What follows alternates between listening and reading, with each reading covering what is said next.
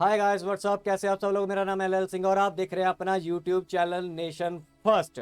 तो भाई लोगों, जैसे कि आप लोगों को मैंने एक आप जैसे मैं करता रहता हूँ, ये सैयद मुजम्मिल साहब हैं, इनका ऑफिशियल चैनल है यूट्यूब पे।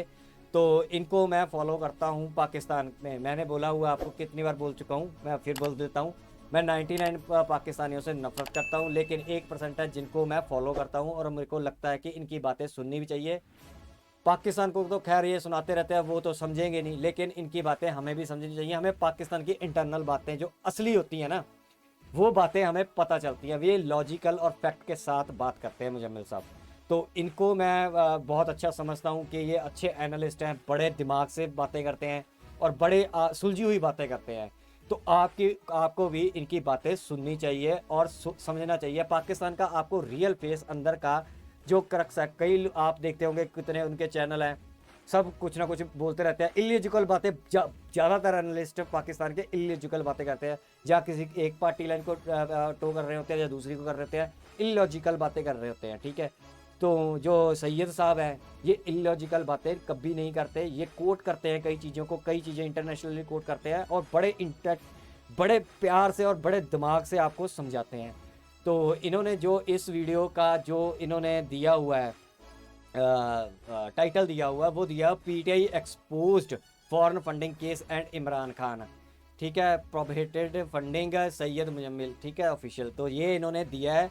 तो हमें एक्चुअली में अगर रियल पिक्चर देखनी है तो इनसे आपको, मैं ये तो नहीं कहूँगा कि 100% ये एग्जैक्ट पिक्चर दिखाएंगे, लेकिन 99 पाकिस्तानी जो एनालिस्ट हैं उनसे ज़्यादा बेटर पिक्चर आप इनके थ्रू देख सकते हैं कि पाकिस्तान में एक्चुअली में ये फॉरेन फंडिंग क्या है या क्या नहीं है। बहुत बड़े बड़े चैनल वाले भी हैं, दो दो तीन तीन। इमरान रियाज नाम का एक बंदा, पागल सा तोतला, वो अजीब सी तो इलॉजिकल बातें करता रहता है। लेकिन ये जो है ना मुजम्मिल साहब, ये बड़ी अच्छी बातें करते हैं। चलिए पहले हम वीडियो देखते हैं।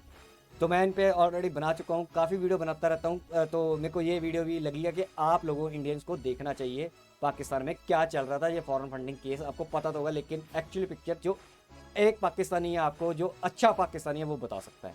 तो हम इनकी वीडियो देखते हैं, वीडियो के एंड में करेंगे तबसरा। So let's start the video. Arif Naqvi की बहुत ट्रेजेडी है।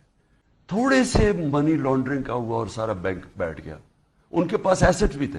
अब तो इंडियन एक्ट्रेस शिल्पा शेट्टी के बारे में तो सुना होगा आपने, लेकिन आज आपको रोमिता शेट्टी के बारे में हम बताएंगे कि वो कौन है और उसने कितनी बड़ी कॉज के लिए फंडिंग की है। इसके साथ साथ क्रिकेट के बड़े अच्छे अच्छे क्लब्स के नाम आपने सुने होंगे, टीम्स के नाम सुने होंगे, लेकिन पेशावर परवट्स और फैसलाबाद फदर मकर्स के बारे में तो शायद कभी ना सुना हो आपने। तो ये क्रिएटिव नाम क्या हैं, इसकी भी आज हम बात आपको बताएंगे। और इसके साथ साथ बैरूनी साजिश का बयानिया बैरूनी फंडिंग पे ही चल रहा था, ये भी आज ज़रा आप सुन लीजिए। तो बात इस तरह से होती है कि 2014 में एक इंसान अकबर एस बाबर, जो कि एक पार्टी का फाउंडर था, वही इमरान खान साहब को कहता है कि आपकी पार्टी के जो फंड्स बाहर से आ रहे हैं, इसमें इरेगुलरिटीज़ मैंने देखी हैं, तो इस पे एक्शन लें। खान साहब सुनने की बजाय उसकी बात, उसको पार्टी से धक्का मार के बाहर दफ़ा करके निकाल देते हैं, ठीक है। वो चला जाता है इलेक्शन कमीशन में और वो कहता है कि पार्टी वायलेट कर रही है जो पॉलिटिकल पार्टीज ऑर्डर है उसके कवानीन को, और बाहर से फंड आ रहे हैं, ये उनको छुपा रहे हैं, इनके खिलाफ एक्शन लें। 8 साल तक इलेक्शन कमीशन घोड़े बेच के सोया होता है और वो कोई ख़ास फैसला इस पर नहीं करता, क्योंकि ये ना नवाज शरीफ थे ना जरदारी थे, ये तो लाडले थे जो कि 3 जर्नैलों की गोद में खेल के बड़े हुए हैं। हमीद गुल साहब से शुरू हुए थे और बाद में पाशा पूशा और पता नहीं कहाँ तक पहुँचे थे। तो खैर, चलता चलता मामला यहाँ तक पहुँचा कि 2022 आ गया और इस 2022 में financial times, which is one of the most reputable newspapers in the world in terms of these financial embezzlement stories and all that, वो एक स्टोरी डिटेल्ड पोस्ट करता है जिसमें साइमन क्लार्क एक जर्नलिस्ट हैं। तो वो उसमें वो सारा बताते हैं कि किस तरह से एक मैच करवाया जाता है, चैरिटी मैच होता है 2012 में, जो कि चैरिटेबल कॉज के लिए था, यानी कि फिलांथ्रोपिक कॉज, यानी कि अवामी फलाह बहबूद के लिए वो फंडिंग इकट्ठी की जा रही थी। यानी कि कहा जा सकता है कि शौकत खानम के नाम पे या फिर किसी फलाही काम के नाम पे वो फंडिंग गैदर की गई थी, लेकिन क्लैरिटी नहीं थी, क्लियर नहीं किया गया कि वो फंडिंग किस लिए इकट्ठी की गई थी। सिर्फ ये बताया गया कि चैरिटेबल कॉज के लिए, बस। तो चैरिटेबल कॉज ये थी कि उस फंडिंग से पैसे पार्टी के अकाउंट में डालने थे और उसके बाद गालियां निकालनी थी सारी दीगर पॉलिटिकल पार्टीज़ को। एक मैच करवाया जाता है और उस मैच में 2 टीमें होती हैं। एक का नाम होता है पेशावर परवर्ट्स, गूगल कर लें अगर आपको मतलब नहीं पता परवर्ट्स का क्या होता है, और दूसरा फैसलाबाद फदर मकर्स। तो मेरा अंदाज़ा है कि खान साहब पेशावर परवर्ट्स में खेले होंगे, मुझे श्योर नहीं है, लेकिन by the looks of it it's very evident to say. खैर, तो उस मैच के बाद खान साहब भी उस मैच में मौजूद होते हैं, खेलते हैं, और वो जो पैसे आते हैं वो कहाँ से आते हैं, अब आप ये सुनिए। पैसे आते हैं जी यूएई, यानी कि जो मुत्तहिदा अरब अमारात है, वहाँ का एक स्टेट मिनिस्टर होता है, शहज़ादा होता है, उसके अकाउंट से पैसे पहले अबराज ग्रुप के पास आते हैं। अबराज ग्रुप किसका है? आरिफ नकवी साहब का। आरिफ नकवी साहब कौन है? जो दुनिया के सबसे बड़े फ्रॉडस्टर रिसेंट टाइम्स में डिक्लेयर हुए हैं, जिन्होंने बराक ओबामा को भी चूना लगा दिया। उनकी फाउंडेशन से भी पैसे खा गया वो आदमी, और उसको अमेरिका एक्स्ट्राडाइट करवाने के लिए केसेस कोर्ट में पड़े हुए हैं कि इसको गिरफ्तार करके यूके से, जहां वो इस वक्त मौजूद है, अमेरिका लाया जाए, सलाखों के पीछे डाला जाए इसको, क्योंकि इसने बहुत फंड खाया है। वो इंसान वो ये मैच करवा रहा था, तो उसको यूएई की तरफ से ये फंड जाता है, जो कि कुल मिला के $2.1 मिलियन था। आपको बहुत से लोग सोशल मीडिया पे कहते हुए दिखाई देंगे कि 10-10 हज़ार रुपये, 50 रुपये, 200 रुपये, इतनी फंडिंग पे पीटीआई के खिलाफ बातें हो रही हैं। तो भाई फंडिंग इतनी नहीं है, आप पूरी लिस्ट बताइए, बाकी पैसे अपने अकाउंट में नहीं गए आपके, इतना झूठ नहीं बोलना चाहिए। तो $21 लाख वहाँ से अबराज ग्रुप को जाते हैं। अबराज ग्रुप वहाँ से के इलेक्ट्रिक वाली कंपनी, जो कराची की इलेक्ट्रिक सप्लाई कंपनी है, उनके अकाउंट में डालती है, और वो पीटीआई को दे देते हैं। तो पीटीआई उन पैसों का इस्तेमाल करती है जो कि एक लिहाज से रीडायरेक्ट होके दुबई से पहुंचे हैं पाकिस्तान तक तहरीक इंसाफ के अकाउंट्स के अंदर। तो उस पैसे का इस्तेमाल किया जाता है, और इसके अलावा बहुत सी बैरूनी कंपनियां जो बाहर के मुल्कों में ऑपरेट कर रही हैं, जिसमें अमेरिका मौजूद है, कनाडा का नाम है, यूके का नाम है, और बहुत से ममालिक का नाम है, सिंगापुर का नाम है, वहाँ से तहरीक इंसाफ पैसे लेती है। फाइनेंशियल टाइम्स ने यह स्टोरी छापी।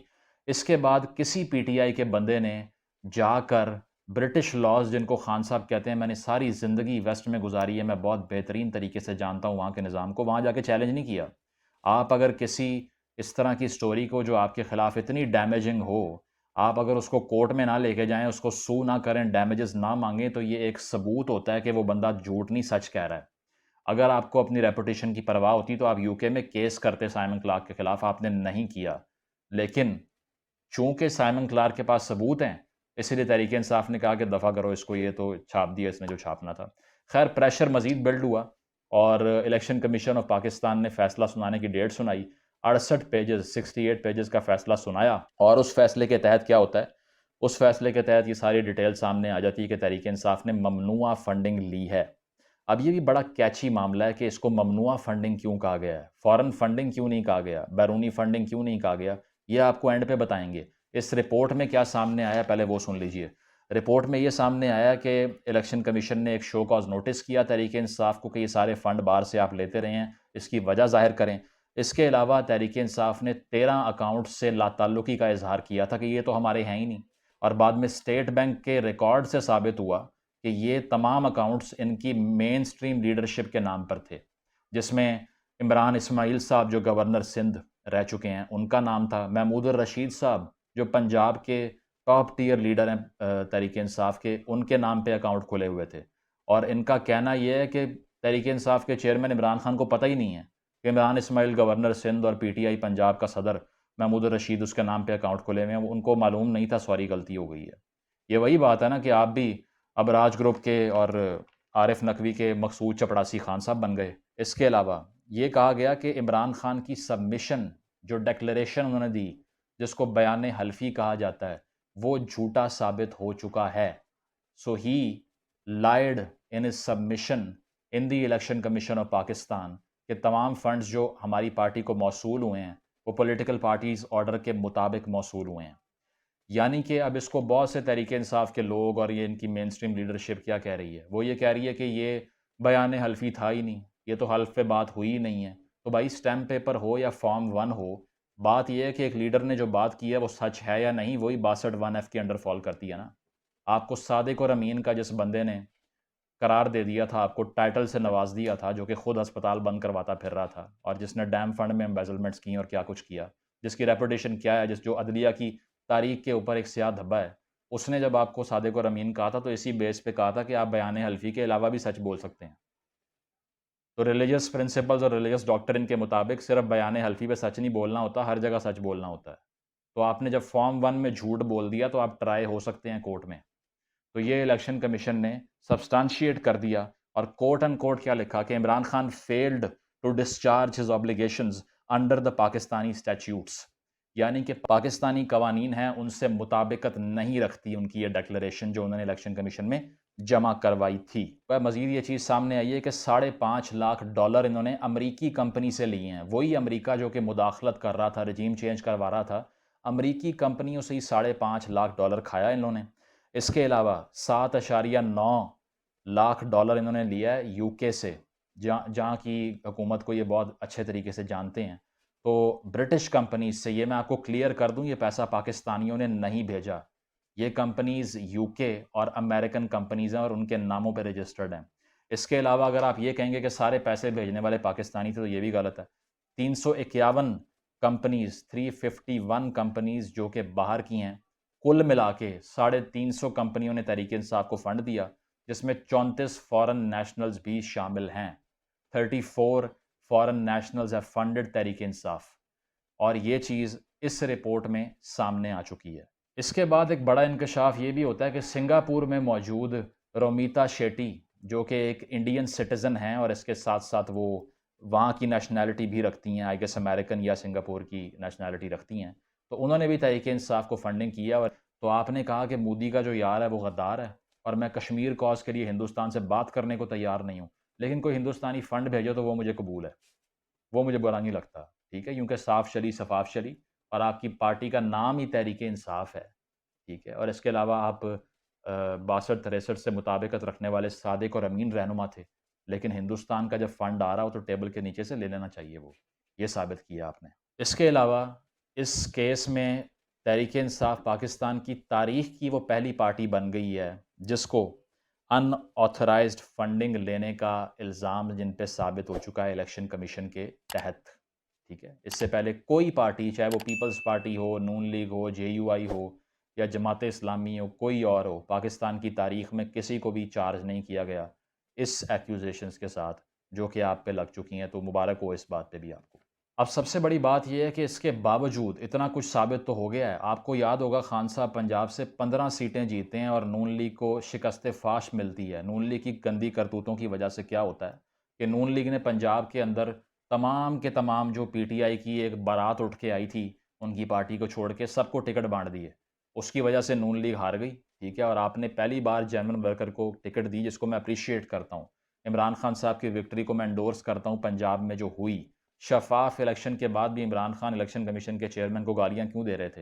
He could see it coming कि ये फैसला हो जाएगा, इलेक्शन कमीशन वाला फैसला हमारे खिलाफ आ सकता है, इसीलिए गालियां दी जाओ इलेक्शन कमीशन के चेयरमैन को। उसे कहते रहो तुम नून लीग के साथ हो, तुम नून लीग के साथ हो। इसके बावजूद कि नून लीग को सिर्फ 5 सीटें मिली पंजाब से, तब भी वो बुरे थे, इसीलिए क्योंकि आपको डर था कि ये तलवार हमारे सर पे लटक रही है। तो इलेक्शन कमीशन ने इस फैसले में फिर भी लाडले को बचाने के लिए गुंजाइश पैदा कर ली है। वो किस तरह से? इस तरह से कि फॉरेन फंडिंग यानी कि फॉरेन एडेड पार्टी का अगर इल्ज़ाम लग जाए तो पूरी पार्टी डिसॉल्व हो सकती है, बैन हो सकती है, और उसका जो रहनुमा होता है, जो चेयरमैन होता है, उस पर ताहयात नाअहली भी हो सकती है, अ बैन फॉर लाइफ। लेकिन बड़ा स्मार्टली इलेक्शन कमीशन ने क्या गेम खेली कि इस तमाम तर इल्ज़ामात के बावजूद और 350 बैरूनी कंपनियों के फ़ंड मौसूल होने और 34 फॉरेन नेशनल्स का फ़ंड मौसूल होने के बावजूद ये कहा कि ये फंडिंग प्रोहिबिटेड फंडिंग है, फॉरेन फंडिंग नहीं है। ये क्यों कहा? Prohibited funding according to the political parties order of Pakistani law. जो प्रोहिबिटेड फंडिंग यानी कि ममनुआ फंडिंग होती है, उसमें पार्टी को सिर्फ और सिर्फ ये करना होता है कि ये फ़ंड इलेक्शन कमीशन को वापस कर दे और मामला ख़त्म। तो इसीलिए लाडले को बचाने के लिए क्या किया गया कि उस पर फॉरेन फंडिंग का इल्ज़ाम लगाया ही नहीं गया। मजाक आप चेक करें, ये नून लीग वाले, पीपल्स पार्टी वाले नाच रहे हैं, इन्हें पता ही नहीं है कि इस फैसले ने खान साहब को बचा लिया है, अदरवाइज़ तो उनका करियर एट स्टेक था नवाज शरीफ की तरह। नंबर दो बात यह है कि अब हो क्या सकता है, आप लोग ये सवाल करेंगे। अब हो ये सकता है कि आर्टिकल 62(1)(f) के तहत हुकूमत कोर्ट में जाए और उन्हें कहे कि यार ये डिक्लेरेशन जो इलेक्शन कमीशन की सामने आई है, इसके तहत इमरान खान, सादिक और अमीन नहीं रहे, लिहाजा इनको नाअहल करार दिया जाए। तो उसके बाद उनकी नाअहली कोर्ट से हो सकती है, इलेक्शन कमीशन नाअहल नहीं कर सकता उनको। तो इस तरह से अब बॉल आ गई है हुकूमत के कोर्ट में, और हुकूमत अदालत जाना मेरा नहीं ख्याल चाह रही है, या जाएगी भी तो रिलक्टेंट होकर ही जाएगी, क्योंकि उनको पता है कि वहाँ 3 रुकनी बेंच उनका इंतज़ार कर रहा है। आप समझ गए होंगे मैं क्या कह रहा हूँ, ठीक है? तो इसीलिए ओवरऑल मुझे लगता है कि इतनी बड़ी एम्बेज़लमेंट के बावजूद और इतनी इर्रेगुलरिटी के बावजूद, ये भी इलेक्शन कमीशन ने रिपोर्ट में नहीं लिखा कि खान साहब ने मिस डिक्लेरेशन की है, ये लिखा ही नहीं जान के। सिर्फ़ ये कहा कि पाकिस्तानी कवानीन से मुताबिकत नहीं रखता खान साहब की जो सबमिशन है। मिस डिक्लेरेशन क्यों यूज़ नहीं किया? ताकि सादिक और अमीन वाली तलवार भी ना लटके और ये शायद बच जाएँ। तो इनको इतना रास्ता दे दिया गया कि ये इससे निकल जाएँ, लेकिन चोर भी साबित कर दिया। तो अब ये पार्टी जो कि बैरूनी साजिश का बयानिया बना के सड़कों पे निकली हुई थी, जो हाथ में ख़त दिखा रही थी, ये देखो डोनाल्ड लू तुम्हारी हिम्मत कैसे हुई हमें धमकी देने की। तो उन्हीं अमेरिकी कंपनियों से पैसे लिए, बाहर की ममनुआ फंडिंग पे पार्टी चलाई, चैरिटेबल कॉज के लिए, फलाह बहबूद के लिए फ़ंड इकट्ठा करके उसको कहीं और लगा दिया, ठीक है? और 13 अकाउंट टॉप टियर लीडरशिप के वो छुपा लिए। इलेक्शन कमीशन में बयान हल्फी पे झूठ बोला। इसके अलावा वो अकाउंट्स आपकी मेन स्ट्रीम लीडरशिप के नामों पे थे, वो भी नहीं आपने किसी को बताया। इसके अलावा कुल मिला के तकरीबन आपने $50 लाख का फ़ंड लिया है। अगर इन सारी रकम को मिला लिया जाए तो आप कैलकुलेट करें कितने बनते हैं। इस सारी रकम का कोई रिकॉर्ड मौजूद नहीं था। अकबर असबाबर साहब जो अकेले इस केस को लड़ते आए बगैर किसी सपोर्ट के, क्योंकि इतनी गालियाँ सुनी उस आदमी ने, लेकिन वो इस केस से पीछे नहीं हटा, ना किसी पार्टी में शामिल हुआ जाके। उसने कहा कि तहरीक इंसाफ की नज़रियाती ओरिजिन को मैं प्रोटेक्ट करूँगा और मुझे ये पार्टी नज़रियाती ही चाहिए। तो अब भी वो पीटीआई का फाउंडिंग मेंबर ही कहते हैं अपने आप को, उन्होंने इस केस को लड़ा और लड़ते रहे। तो उसके बावजूद तहरीक इंसाफ जो है ना, अभी तक शफाफ पार्टी ही रहेगी। अगर आपको लगता है कि इस सारे केस के बाद जो पीटीआई का कल्ट फॉलोवर है, उसको ये समझ आ जाएगी कि नहीं यार हमारी पार्टी में कुछ खामियां हैं, आपको कोई इस बात की एक्नॉलेजमेंट नहीं है कि इस पार्टी का जो वर्कर है, जो फॉलोवर है, उसका दिमाग उस तरह से फंक्शनल है ही नहीं कि वो इनवर्ड क्रिटिसिज्म कर सके। उस पार्टी का बयानिया ही ये है कि बाकी बुरे हैं। They come into power to condemn other parties only, they don't have any agenda of themselves. उनका सिर्फ ये होता है कि वो दूसरों को बुरा कहने के लिए आते हैं। अगर वो अपने आप को कहना शुरू हो गए तो उनकी पार्टी की स्टैंडिंग ख़त्म हो जाएगी, क्योंकि उनकी पार्टी की बुनियाद ही ये है कि हम अच्छे हों या ना हो, बाकी सब चोर हैं। तो बात यह है, क्रक्स इस गुफ्तगू का ये है कि पाकिस्तान में हज़ारों ऐसे कवानीन एग्जिस्ट करते हैं जिस पे इलेक्टेड प्राइम मिनिस्टर हो 3 बार का, या फिर यूसुफ रज़ा गिलानी हो, या कोई भी हो, उसको उठा के बाहर मारा जा सकता है अवाम से पूछे बगैर। अवाम की राय उसमें शामिल ही नहीं होती। अब होना ये चाहिए कि कोई फ़ंड की लिमिट रखनी चाहिए ना, कि बाहर से इतना फ़ंड आ सकता है, इसके बाद ममनुआ है। आप तो ₹2 बाहर से फ़ंड लेना साबित हो जाए, पार्टी फ़ारिग हो जाएगी। ये क्या कवानीन बने हुए हैं इस मुल्क के अंदर, कोई पूछता नहीं है इस पे। इसी तरह एक मुंतखब वज़ीर-ए-आज़म को अदालत के वो वाले बेंच फ़ारिग कर देते हैं, जिस तरह पहले साकिब निसार साहब ने किया, जिनकी अपनी रेपुटेशन इतनी शेडी होती है। तो ये चीज़ है कि इस मुल्क में ऐसे कवानीन हैं कि किसी को भी चोर साबित करना मुश्किल नहीं है। इसीलिए खान साहब को चोर डिक्लेयर होना मुबारक हो, और ये भी मुबारक हो कि बैरूनी साजिश से हमें हटाया गया, लेकिन फ़ंड हमारे पीछे है बैरूनी। तो इस सारी गुफ्तगू के बाद आप अंदाज़ा लगा लीजिए कि पाकिस्तान में कौन-सी ऐसी पॉलिटिकल फ़ोर्स बची है, जो बिल्कुल क्लीन और नीट हो, जिस पे कोई इल्ज़ाम सामने ना आया हो। तो क्रक्स इस बात का ये है कि एक वज़ीर-ए-आज़म जिसने अपनी बेटे की फ़र्म से तनख्वाह नहीं ली, वो घर जा सकता है। तो इसराइल और इंडियन सिटीज़न से पैसे लेने वाला, 13 अकाउंट छुपाने वाला, $20 मिलियन अबराज से लेने वाला, जो कि इंटरनेशनली एम्बेज़लमेंट करने वाली डिक्लेयर्ड कंपनी है, और ये कहने वाला कि थोड़ी-सी मनी लॉन्ड्रिंग की और उसको बैन कर दिया गया। तो थोड़ी-सी मनी लॉन्ड्रिंग वाला जो मामला है ना, ये थोड़ी हो या ज़्यादा हो, आप भी इस सफ़ में शामिल हो चुके हैं, जो कि चोरों की और 10% की और करप्ट लोगों की फ़हरिस्त है। गुफ्तगू का क्रक्स ये है कि अगर अपने बेटे की फ़र्म से तनख्वाह ना लेने पर एक वज़ीर-ए-आज़म फ़ारिग हो सकता है और उस पे लाइफ़ बैन लग सकता है, तो आपके ऊपर भी $20 मिलियन अबराज ग्रुप से लेने पर, जो कि इंटरनेशनली एक क्रिमिनल कंपनी डिक्लेयर हो चुकी है, आरिफ नकवी को डिफेंड करने पर ये कह के कि थोड़ी-सी मनी लॉन्ड्रिंग पे उसकी कंपनी को आपने जो है ना वो चोर कहना शुरू कर दिया है। तो थोड़ी-सी मनी लॉन्ड्रिंग भी आप पे साबित हो चुकी है। इसके अलावा ये भी हो चुका है कि आपने झूठा बयान हल्फी दिया, रियासत मदीना के खलीफा होने के बावजूद। तो इस सारी मामलात के बाद ये बात कंक्लूड होती है कि चोरों की फ़हरिस्त में अब आप भी शामिल हो चुके हैं। 10% की फ़हरिस्त में आप भी शामिल हो चुके हैं। लिहाज़ा इल्ज़ाम वो लगाइए जिसके आप खुद मुर्तकिब ना हो रहे हों। Thank you.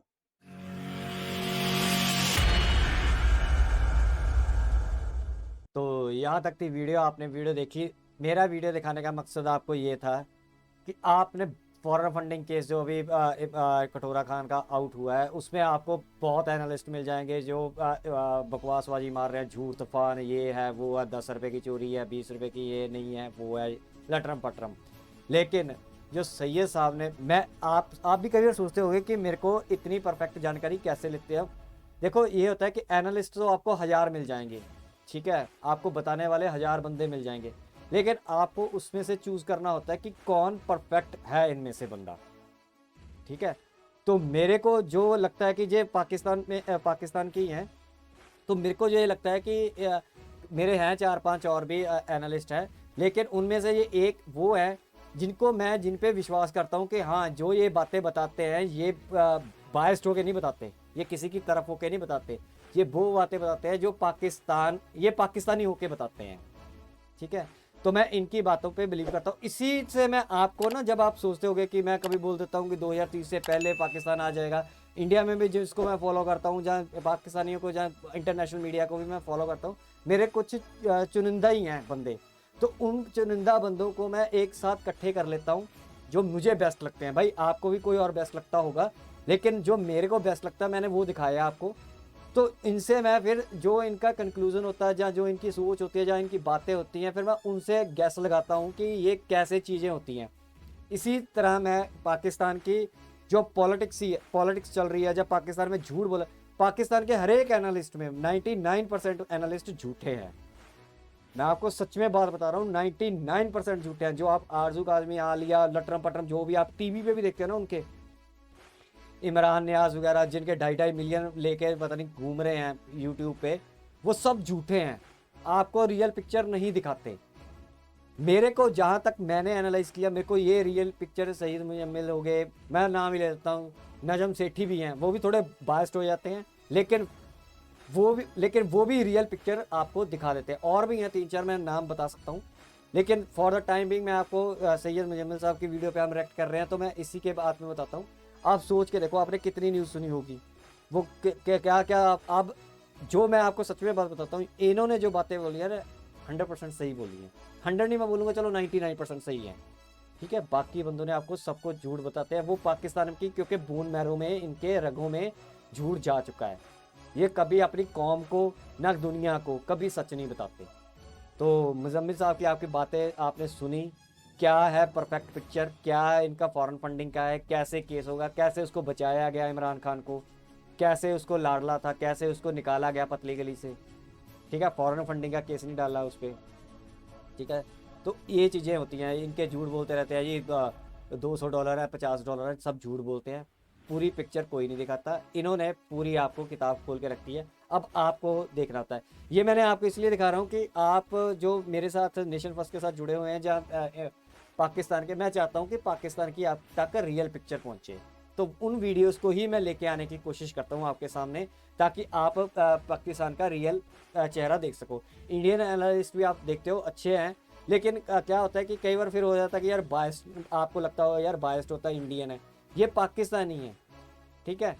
तो पाकिस्तानी के मुंह से अगर आप पाकिस्तानी को बायस नहीं ना, वो असली पिक्चर दिखाएगा, तो वो रियल पिक्चर आपको ज़्यादा दिखाएगा, क्योंकि वो 0 पॉइंट पे है, ये पाकिस्तान में हैं, ठीक है। बाहर भी रहते हैं मेरे ख्याल, आई थिंक कंट्री के, लेकिन ये चैनल पे भी आते हैं। तो इनका बहुत अच्छा एनालिस्ट होता है, एनालाइज करते हैं चीज़ों को, और बड़े बढ़िया ढंग से आपको समझाते हैं। तो आई होप कि आपको इनकी बातें अब समझ आई होंगी, जो भी वहाँ पे खिचड़ी पका के रहता है, फैला रखा है इन्होंने फॉरेन फंडिंग पे। एक्चुअल पिक्चर ये सैयद मुजम्मिल ने बताई है, ये है भाई की, ये भाई ने सही पिक्चर आपको दिखाई है। आगे से कोई आपके साथ है पाकिस्तानी, या कोई आपके साथ व्यवसाय करता है, तो ये रियल फैक्ट है, और ये आगे जाके सच भी हो जाते हैं, ठीक है।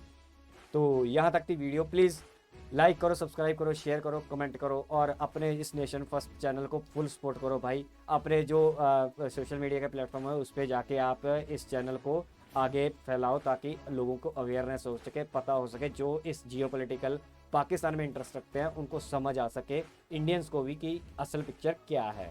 क्योंकि बहुत लोग बेफालतू के फॉलो करते रहते हैं बेवकूफ़ बंदों को, उनको फॉलो मत करो, ठीक है। अच्छे बंदों की बढ़िया बातें सुनो जो बायस्ड नहीं है। तो सब्सक्राइब करो प्लीज़, मेरी आप सबसे रिक्वेस्ट है। हमें इस इन्फॉर्मेशन वॉरफेयर में, इस अवेयरनेस में हमें आप लोगों की, इंडियंस की ज़रूरत है। तो मैं आप सबको कहता हूँ, जितने भी आप नए आए हो प्लीज़ सब्सक्राइब करके जाना और सोल्जर बन जाना। सब्सक्राइब करके आप सोल्जर बन जाओगे इस इन्फॉर्मेशन वॉरफेयर में। तो यहाँ तक की वीडियो, मिलेगा नेक्स्ट वीडियो में, तब तक के लिए जय हिंद।